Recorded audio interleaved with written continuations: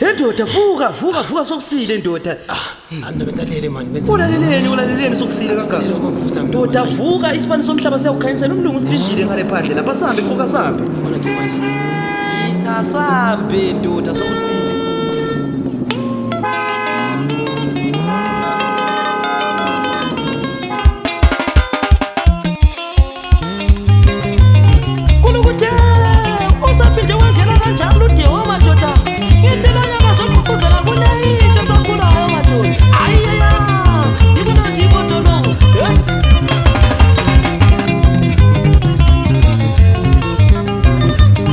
What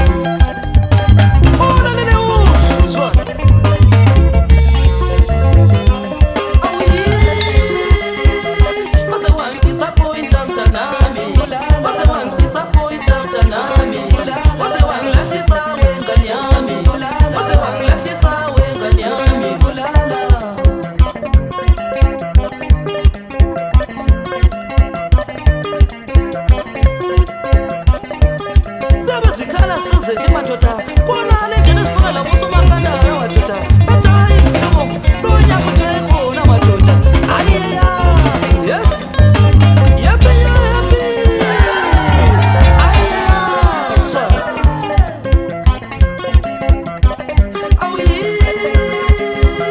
waze wangidisappoint mntanami waze wangidisappoint mntanami waze wangilahlisa wengane yami waze wangilahlisa wengane yami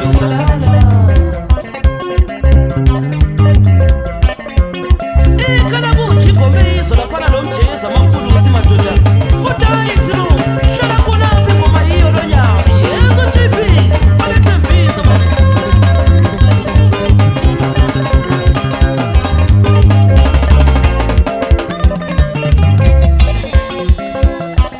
awuvuka sekusile sibaliso mhlaba sewukhanyisela mdiseni amanye amadoda semsebenzini amanye amadoda semsebenzini amanye amadoda semberekweni amanye amadoda semberekweni Gondola Thukusani sibambe kanjalo majida ukazi yezo majida yezo samajelani yezo silozakisimo akapesha mina zwi ilanga litshonile yezo tipo